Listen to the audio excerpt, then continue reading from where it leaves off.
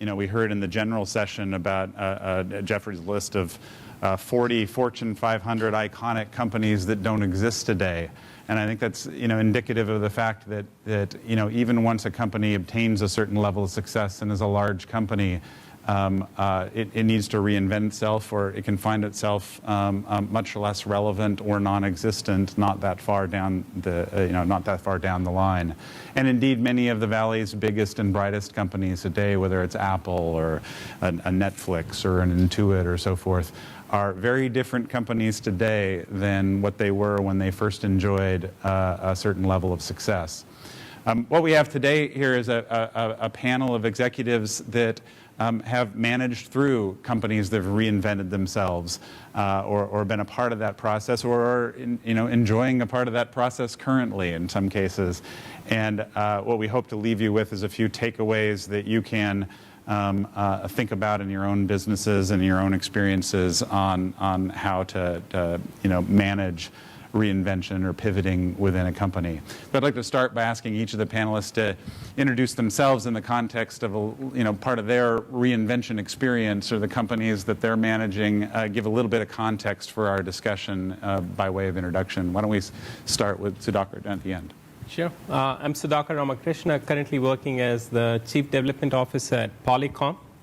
And many of you may know Polycom as the company that built the iconic speakerphone. But we have been reinventing ourselves continuously since then. And I'll talk a little bit about Polycom, but what I want to talk about is some of our collective experiences as we go through this and make it an interactive session. I've had the good fortune of working in some venture-backed startups, as well as some fairly large companies like Motorola. The constant theme has been that there is a need to reshape and reinvent in every single setting. One of the first things I would highlight in my experience is that a lot of times there is this notion that you reinvent or reshape yourself when you experience a near-death experience, or when you go through a near-death experience. And my belief is that you can do it when things are actually going well. In fact, the best time to do it is when things are going well, as is the case with our companies and many other companies in the Valley and all over the world. So I'll start with that thought and we'll pass along, and then we'll come back to that, which is a lot of times the conventional wisdom is you can reinvent and reshape when you experience a near-death experience. But my view is the best time to do it is when things are going great. And frankly, that is the most difficult time to reinvent yourself, when things are going great. So with that thought, let's definitely come back to that, yeah. But let's make sure everybody else, we know who we've got on the panel. Absolutely. Here. My name is Will Price, and for those of you who just saw Ann Winblad on the panel, I was a partner of Ann's at Humber Winblad. And about 3.5 years ago, I went to run one of the portfolio companies that was backed by Sequoia and Hummer at the time. It was a B2C company that had raised quite a bit of money and essentially became obsoleted by both F8 and Apple when they launched the App Store. So what I'd like to share today as we go through this is how you pivot a company. We're now, Flite today, by the way, just to conclude that thought, is a B2B company. It's one of the leading providers of ad technology to the advertising space, and it's doing extremely well. We position ourselves in a category called cloud-based advertising, which allows advertisers to leverage cloud-based applications and resources to power display ads, and I can talk more about that later. But so how do we go from this B2C, no revenue model, 2008 Lehman Brothers experience to where we are today?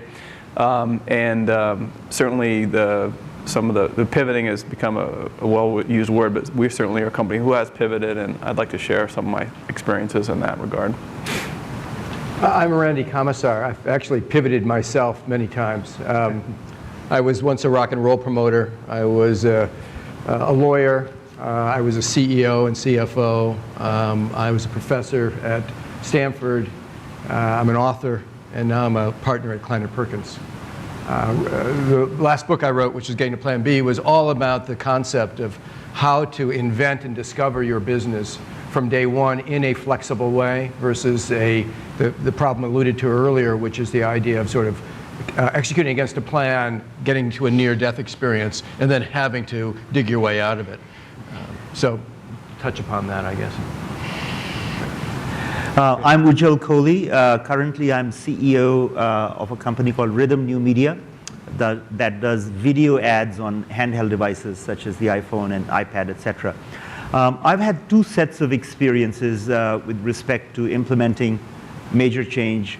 One was in a previous incarnation as a McKinsey consultant. They had a big practice called change management, and that was for CEOs of Fortune 500 companies. So that was one set of experiences. And then in my current company, which is about 5 years old, at the 2.5-year point, we were doing well, but not well enough. So we made a major right-hand turn in that company. So that was a second experience, more as an entrepreneur. As you all know, the phrase change management has two meanings in the entrepreneurial world. One change that's led by entrepreneurs and the other one that's led by Investors. VCs. Yeah, investors. So I was fortunate to do the first kind in this company. And the couple of aspects I'd love to talk about is what's the velocity at which you change. Sometimes there's a temptation to hang on to what you had as a safety mechanism and then land on something new and better somehow. So do you make a hard right-hand turn? Do you make a gradual turn? How do you decide that? In what situations is each good? And then I think the single most important thing in making it happen, which is communications and how you figure out for each stakeholder how to bring them along on that major change journey, how to plant champions and that sort of thing. Great. Well, why don't we start with that timing question a little bit, because a couple of you touched on that. You know, when do you know when it's time to pivot, when change? How do you identify the opportunities to change? You know, and it's probably different. We have panelists that can talk to big companies and small companies that are trying to find their business model a little bit, and probably but you know, so let's speak to the timing. How do you know when it's time to change?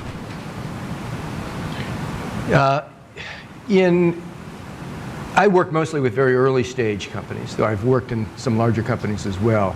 And what I've determined working with early stage companies is that by and large, when investors and the management teams, partners, join with an early stage idea, they're largely joining with a plan built completely on assumption. Most of those assumptions are untested. Products not in the marketplace, customers don't exist yet, no business model in sight. Very, very smart people create wonderful Excel spreadsheets, great presentations, and a lot of wonderful hypotheticals. If you execute against that, chances are you will fail. Just by the nature of the fact that it's built completely on a set of untested assumptions.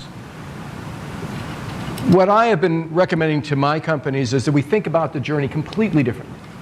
That we don't use the business plan to navigate some sense of success or failure or the direction of the company, but instead come up with a disciplined, rigorous approach of inventing the company on a continual basis from day one, with the idea that we don't know what the business is, we don't know what the product is, we don't know who the customer is. We have a set of assumptions. Those need to be tested. They need to be tested quickly and cheaply. And then we need to double down on the right answers, and we need to move away from the wrong answers. And the process I use is a process called dashboarding.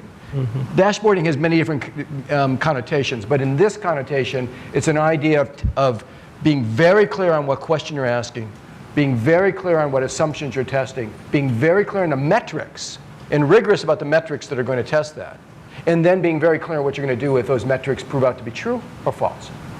And what happens in this process is the notion of success and failure changes. Because there's no right or wrong any longer. There's only good information and bad information. And the success of the organization gets determined by how well they ask the questions, how well they measure, and how well they respond. And so the when becomes the notion of measuring. A constant sense of where am I in this against my assumptions. How many people are actually using this product? What's their engagement? How are they willing to pay for it? Will they come back? A set of things that lead you to a very clear picture of when your answers are wrong, your assumptions are wrong, and when your assumptions are right. That sort of leans the pivot. Sudhakar, is that the same in a larger organization, or what pieces of that can you use there? Absolutely. If I may abstract some of the comments that you made, I believe the process of reinvention starts when there is intellectual honesty in the organization. Because oftentimes, like I said, when things are going well, we have a tendency to latch onto it and continue to prove that it's going to continue to be shiny for a very long period of time. And that is when we lose sight of what are the true trends, what are the key dashboard metrics, and maybe we are asking the wrong questions or framing them in ways that create convenient answers that reinforce conventional wisdom. That is true in large companies as well. And my belief is, as leaders and managers who want to be successful, not just in the next year, but for a very long period of time, one of the key things to look for is people with contrarian ideas and contrarian thoughts. When, as leaders, we stop seeing it, and when we stop promoting it, I would say the end is near. And we will have to go through a near-death experience before we can actually reshape or reinvent yourself. And fundamental to also that is the ability to not flog failures.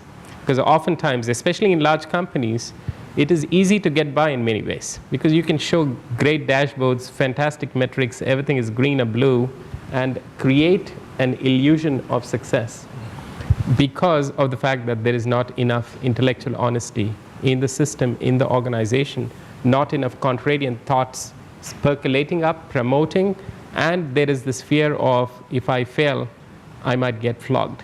And those are ingredients for failures, and the converse of that can help us have that positive anxiety in the organization to say, maybe my assumptions are incorrect, maybe I should test my theories one more time. It's not about self-doubt, but it's about positive anxiety. Ujjal, you wanted to say something about the kind of the timing as well, I think. I think some great comments have been made on timing. So just to be additive, I think in the high-tech sort of entrepreneurial world, one of the things that leads to such change is big events, big external events. As an example, for my company, I decided to make that right-hand turn when the iPhone was announced and launched. That was a big event, I think everyone would agree, and changed the world in many ways. And if you're in a space where such an event impacts you, I think it behooves the team to stop dead in their tracks and say, what just happened and what does it mean? Even if it means transforming the entire company. So I think external events can be a much bigger factor for startups, which I see as sort of a small boat bouncing around in an angry sea. Is that consistent with your experience, Will? Yeah, I would say very much so. I think I just want to pick up on there's a couple books I like to highlight that really helped me think about it. One is Carol Dweck's book, Mindset. She's a professor at Stanford. There's a book that just came out called Little Bets by Peter Sims. But the concept of focusing on the process and not the outcome is fundamental to the process of discovery and getting teams. So when we went through a challenging period, what we really focused on was we couldn't predict the future. We didn't know where we'd be in a year or 2 years, but we could predict what we could do this week. And it was about building agility and honesty into the organization. And so, development today, you talk about waterfall development versus agile development. Well, if you think about companies, most companies' bureaucracies are waterfall operating companies. They operate on, like the Chinese, on 5-year plans, 1-year plans. And I think to Randy's point, those plans are full of just bad assumptions. And I'd like to challenge people to think about their ability to predict a quarter out. Do you think you can predict the close of the stock market 90 days from now, or what the New York Times headline will be in 90 days? The odds are you probably can't. The world is so volatile. So what you need to build is organizations that are very nimble, very agile, very flexible. And there's that fine line then as a manager about how you build an organization that is nimble versus one that's chaotic. And are you thrashing or are you innovating? And from our perspective, what we decided to focus on was if we could trust ourselves to put really strong processes in place. If our development team had an agile process, our marketing and sales team was being responsive to the market very quickly. And so the cadence of our deliverables went from 90-day to a day. Then we could not fixate on some North Star that was the original business plan, but we could fixate on these really dynamic organizational investments we could make. And then as a management team, we could trust ourselves to be honest and then make those course corrections as they happen. So for us, really investing in process and not focused on outcomes, allowing the team to say, hey, look, let's be comfortable with ambiguity. We don't know where this is going. I used to joke around with when we were looking to pivot, I'd say, look, it's going to be like that famous Supreme Court justice. It's going to be like pornography. I can't tell you what it is, but once we see it, we'll know it. And but in the meantime, let's just really trust each other and invest in these processes. And so that was really fundamental to our success. I'd take a slightly different view on that. I agree with what Bill just said, but there's also this notion of don't focus so much on the process or the activities, focus on outcomes. Because one way to look at it is you define the outcome and you let your team loose. And that's where all the creative ideas flow. That's where some of the innovations happen, as long as the outcomes are there. And that might apply in some settings, that might not apply in other settings. So it depends really on, is your market and your situation a very nascent situation where there's a lot of variables, a lot of unknowns, where you need to focus more on the journey, versus it's somewhat of a mature setting where there's an opportunity for incremental innovations, not necessarily discontinuities. And that's really where I would say focus more on the outcomes and give a lot of latitude and freedom to the teams to kind of reinvent, reshape themselves on a daily basis to create better outcomes as well. So both of you have just sort of touched on kind of establishing a culture, if you will, absolutely. within the organization. But pragmatically, how do you go about doing that? There's a lot of, so you've described the goal. This is what you want. What do you, to all the panels, what do you do to actually, foster that culture and that, within an organization? What are some of the practical steps you can take to ensure that's the case within your organization? Well, I think as stated, if you don't have intellectual integrity and honesty from day one throughout the team, it fails. The process will fail. The process of starting up companies in Silicon Valley has historically been one of all the constituents telling white lies to each other. Right? You start telling white lies to each other the minute you put your business plan together. Mm-hmm. And then you start telling white lies to your board, and your board starts telling white lies to itself about what the outcome should be. And then until there's a near-death experience, nobody gropes with those things. That's been the history of the way in which conventional startups have happened in the Valley for the longest time. It's amazing we don't have a higher mortality rate than we do. The culture of intellectual honesty starts from day one with the idea of admitting what you don't know. Mm. Because once you can admit what you don't know, you can now ask the right questions.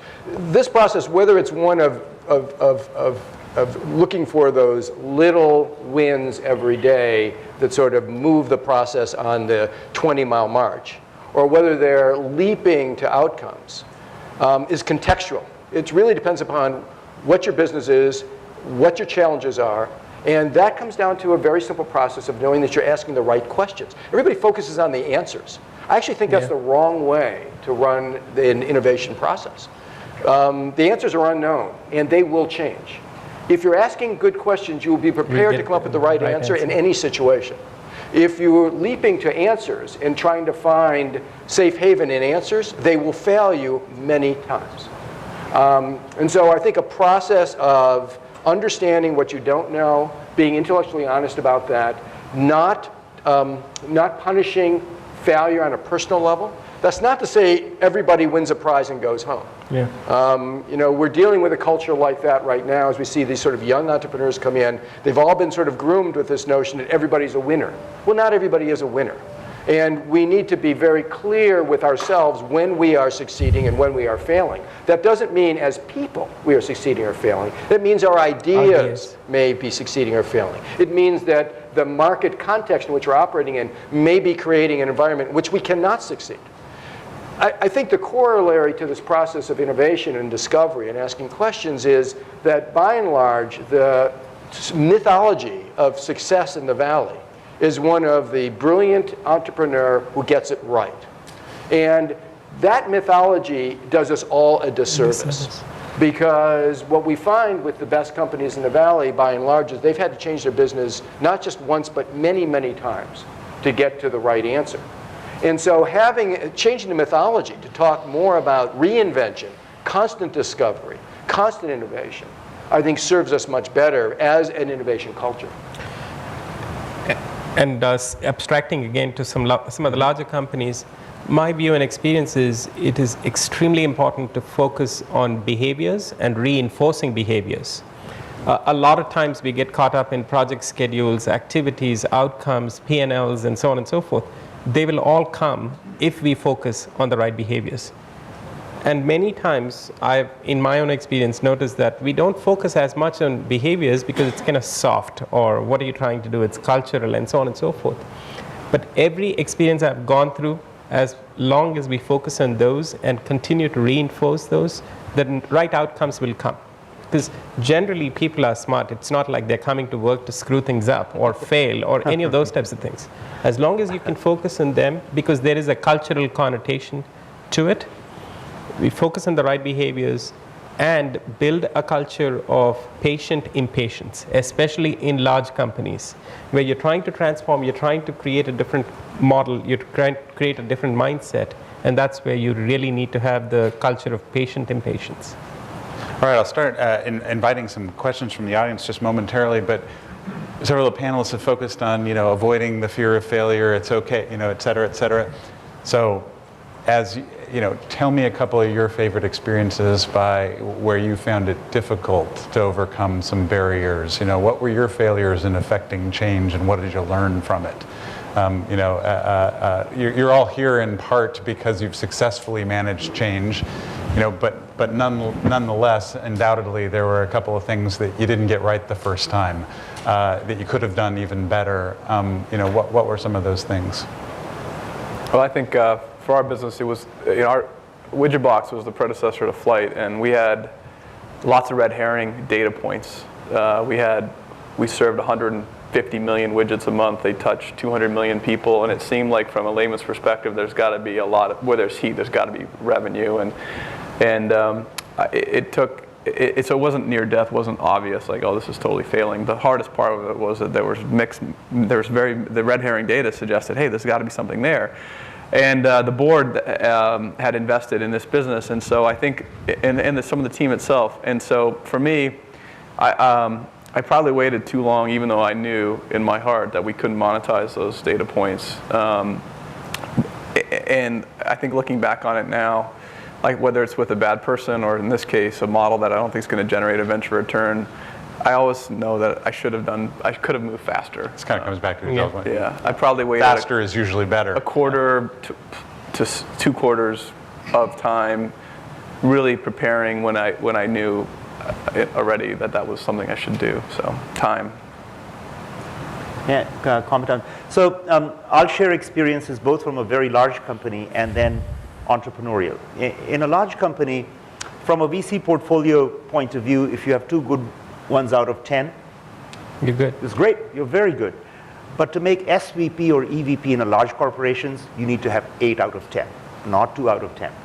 And so the enforcement of that batting average was highly problematic. And I remember not innovating, not taking chances, not even being intellectually honest because of that requirement. And the apparent tension seems to be between accountability and allowing innovation and forgiving trying this, that, or the other thing. Because you miss your numbers, we fire you. And so, that motivates people to not miss their numbers. On the other hand, it compromises the need for major change till that near-death experience. Now, coming to a small company, very different. I think the dynamics between the Series A investor and the founder are key, are really, really key. It's very difficult for founders to be intellectually honest unless they can trust that Series A investor and feel comfortable with them. And the Series A investor emphasizes to them, it's all right.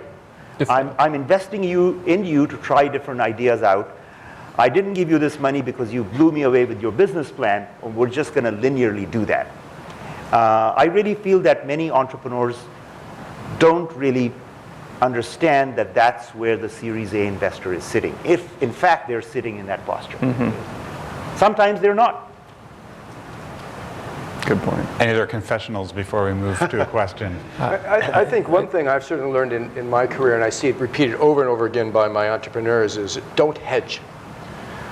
Hedging in a startup is a bad idea. You don't have the time, you don't have the resources to hedge.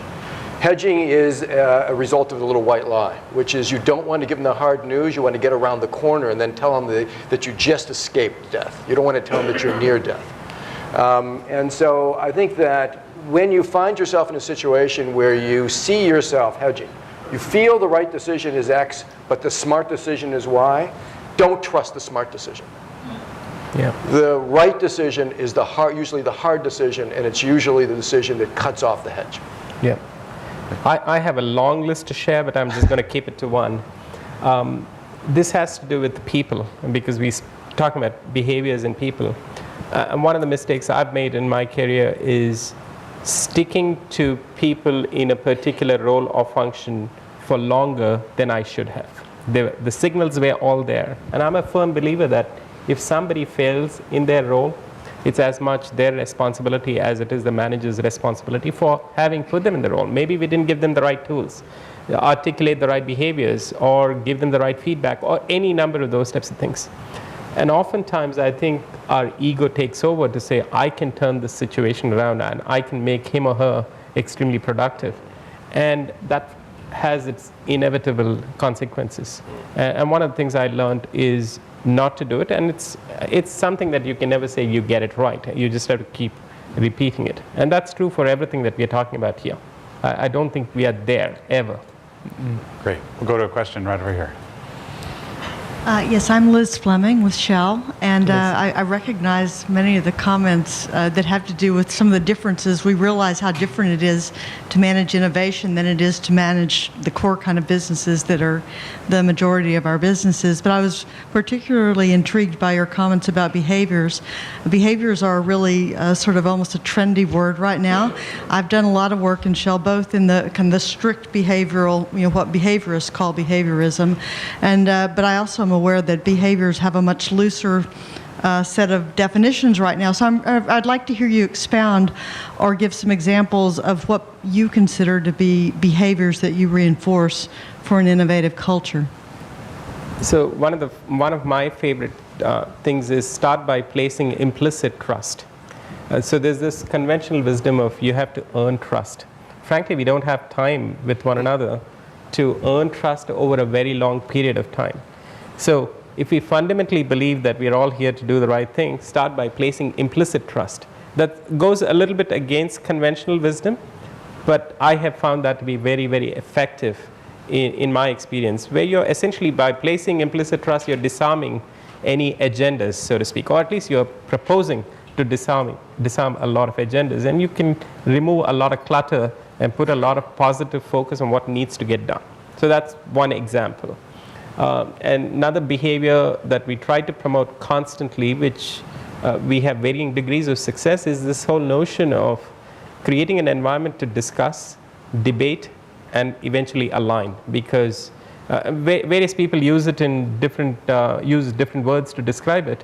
But I think having the ability to have a vigorous debate and creating an environment where it's okay to disagree will ferret out a lot of issues very early in the cycle, and save us all a lot of time and energy and money. And a lot of cultures do not promote debate, and because of the need to comply, or the fear of failure, or the fear of being the odd person out in a group, and so on and so forth. So those are things that if we can actively practice as leaders, I think will help change cultures and behaviors and outcomes. And there's a longer list, but I'll keep it to 2 for now. I had a quick one. Go ahead. So I worked for Intel in the early 80s, and when you joined Intel in the early 80s, every new employee had to take 2 courses. And they were called Constructive Confrontation 1 and Constructive Confrontation 2. And exactly what Sudhakar is talking about. They trained every employee to engage in that debate. Great. I think we got another question right over here. Ricardo from Qualcomm. So if I get this right, you're saying that in the world of increasingly uncertain markets, it's really about empirical-based thinking, knowledge gathering, experimenting quickly, et cetera. But where does that leave, or is there still any room for rational-based thinking, for theory, strategy, vision, or is it the end of all of that? I certainly don't think it's the end of all that. I think that they layer on top of each other in a very important way. I don't think you can arrive at sort of empirical thinking without having a thesis. That thesis has to start someplace more abstract. You've got to have a vision of the world to have a thesis. And so my sense is that we're not talking about either or. We're talking about a more effective process of taking a vision and a thesis to impact, to actually being able to execute against a thesis. The problem we have with the rift between theoretical thinking today and empirical thinking today is large part one of conversion of theory to practice and practice to success. I think what we're talking about today is a way of aligning them better, actually, and doing it more systematically, with less chance in the process and more process. And just to reinforce that, I do believe they layer on each other, because there is a connotation of discipline on one hand, and there's another connotation of flexibility and agility on the other hand, and you need both. And in the there is a connotation to be made of, if you have discipline or the waterfall process that you mentioned, there is a certain level of discipline associated with it, but there is a certain level of slowness associated with it as well. Rigidity, lack of flexibility. And one of the things that is increasingly becoming evident to myself and a lot of others is the need to be agile and flexible is paramount. Because in this world, the information asymmetry no longer exists. So there is nobody who can say, I have kind of knowledge of this and nobody else does. I mean, the web and the internet and everything else that goes on with it have broken down a ton of barriers. So what can you do to win? You need to be flexible and agile and be willing to shift. Yeah, let me pick up on that. So I think from a strategy perspective, what I think about at a macro level is there's $91 billion of brand spend in the United States. 6% of it's online. 6, okay? There's $55 billion of direct response spend, and 33% is online. So there's this massive differential between brand spend and direct response. So from a strategy perspective, I ask myself, I say, do I want to spend my career and my company's resources on betting that the 91 billion is going to go from 6% to 10% to 12% to 18%? Absolutely. That's strategy, right? That's like, I'm convinced that's going to be the case. And if you look at how underinvested media is online relative to offline, given where people spend their time and the trend lines and everything, that's strategy. That's thinking about, all right, that's the market we're going to go after. But what I think we mean in terms of the agility part of it is like, well, how do I sell? Who do I sell to? What product do I have? What price point should I set? Should I do inside sales? Should I do outside sales? Where are my leads coming from? Those are all things those are mini experiments I need to run quarter to quarter to learn. So I think when I sit down in front of the company, I tell them, listen, we're going to build a business that's going to go public because we're going to ride a 6% to 30% shift in capital. Even in a zero-sum economy where we trendline flat GDP growth, it doesn't matter to me, because I'm just going to kill people who are competing in that offline world because we're so much better and so much more efficient. So guys, we don't care about economic growth. We don't care about GDP. We care about a massive reallocation of capital from one sector to another. Now, what I need you to work out is, how do we get that? That's what I mean by, the tactics, right? It's like, how do we get at that? How do we beat our competition? How do we convince our customers who've codified or calcified around an old model to adopt something new and help them adopt it? So I totally think that they layer on top of each other, and that's just a very specific example of how I try to layer this flexibility with this long-term vision. Ujjal, when you, regardless of whether the strategy and or tactics that result in part of the vision and where that comes from, as you have it, or whatever that vision is for the moment before it changes yet again, you've got to get buy-in throughout the organization and the various constituencies. How do you effectively communicate within the organization and get that buy-in plan? Thank you. That's an area I think is really important to get it done. And I think, in my opinion, the best way is to project manage communications, just as you project manage product development. That means, for example, to lay out who the stakeholders are: your employees, your investors, your customers, your partners, your law firm. Lay out literally all of those stakeholders, figure out what their concerns are, and what the communications plan is for each of them, who's going to do what on what day, and then have meetings to follow up. Did it happen? And especially when a big change is launched, such as in my case, for my little company, we changed out half the employees and completely changed the customers we were going to call on and the business model. And that's an airplane in flight. So in that circumstance, those communications are central, and it's very, very, very hard to over-communicate. So lean in that direction and project manage it systematically is the lesson I learned through my experiences. Here we've got a question in the back there. Yeah, I got one part of the question on reinvention and one part on pivoting, right? So on reinvention, I would love to hear examples of companies, both large or small, in the panel's experience, that have gutted a core business that was revenue successful. Look, all the numbers were right, but wasn't the right strategy. Reinvented themselves and became successful even more, right? So that's one. And then the second part of that would be pivoting, right? If you don't have, the perfect world is a perfect world, but if you don't have an organization where intellectual integrity is being scaled, right? Let's say you don't have it. Is it okay to have windows of intellectual integrity, certain time frames in which you're going to pivot the company and you take advantage of that really fast and make it happen? So I'd love to hear cases that highlight both of them. So thanks. I can go first in Sure. terms of the reinvention, so to speak, that we're going through right now as a company. And I came here committed not to talk too much about what we're doing, but since the example or the question came up, I'm going to give you an example of what we're doing.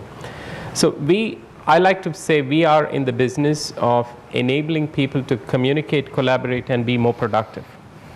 Well, that's a fairly large thing. It's got many different connotations to it. And within those connotations, there's a lot of flexibility and agility involved. And as a company, Polycom, I said at the beginning that we are the company that invented the iconic speakerphone that's there in 94% of the conference rooms worldwide.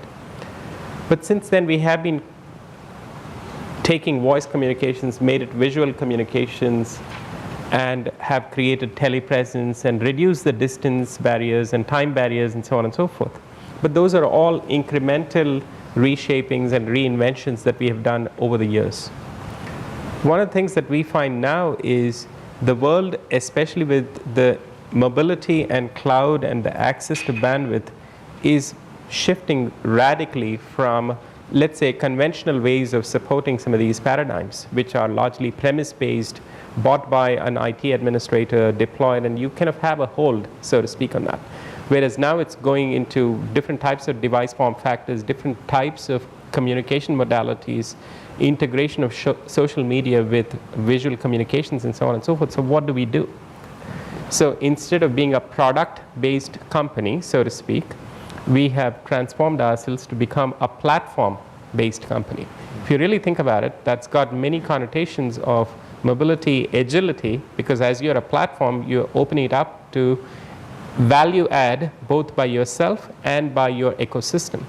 In that context, your solution is much larger than your own internal company. So that has to go through a transformation. That requires culture change. That requires breaking down barriers. And I would say we're in the midst of doing it.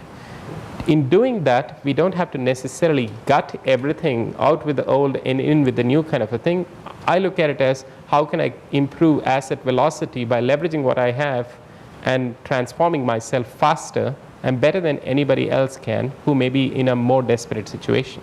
So it is to act with that level of positive anxiety that I said earlier, but from a healthy base, so to speak. But what's unquestionable is the trends are there. If we lose sight of it, we could become extinct. And so that deep realization exists, and which is why we've transformed it and we've announced it.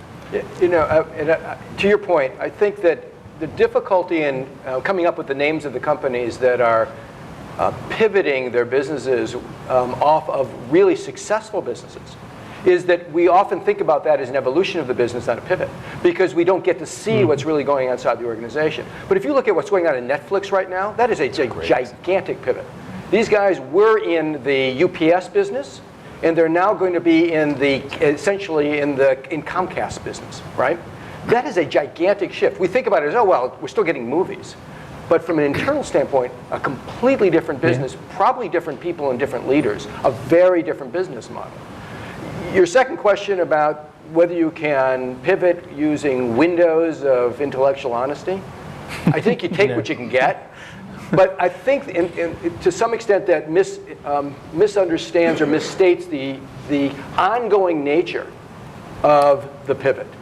Pivots aren't once in a while. I wrote in my book, Getting to Plan B is a metaphorical B, because you're always getting to the next plan. Yeah. It is the next plan. And if you don't have a culture that's constantly doing that, you may have the opportunity to get around a corner, but then you're going to find yourself in another bind. So you've got to sort of work on that culture and those behaviors. Yeah. One of that I love, I don't know if people would agree with this, but I think Oracle reinvented itself. When Larry Ellison hired Chuck Phillips and Safra Katz, how many people thought, what is he doing, right? An equity analyst and a banker. And look at Oracle, went from a sales-driven company that didn't have a lot of operational excellence to the best M&A machine in software, 32% cash flow profit margins. I mean, the guy is a machine right now. So I think that Oracle, I'd argue 8 years ago, was a company in distress, but now it's obviously the #1 player in enterprise software, done through M&A done right, and he brought in different people to help make that happen. And he saw a maturing industry and just, look at the companies he's rolled up in the last 8 years. Okay, well, I'm getting the sign and the advice that applies to all speakers: never stand between a crowd and lunch. So just to remind everybody that lunch is back in the main ballroom. Do tweet your thoughts and takeaways to IIMC, the hashtag IIMC, and please join me in thanking our panelists for mentioning.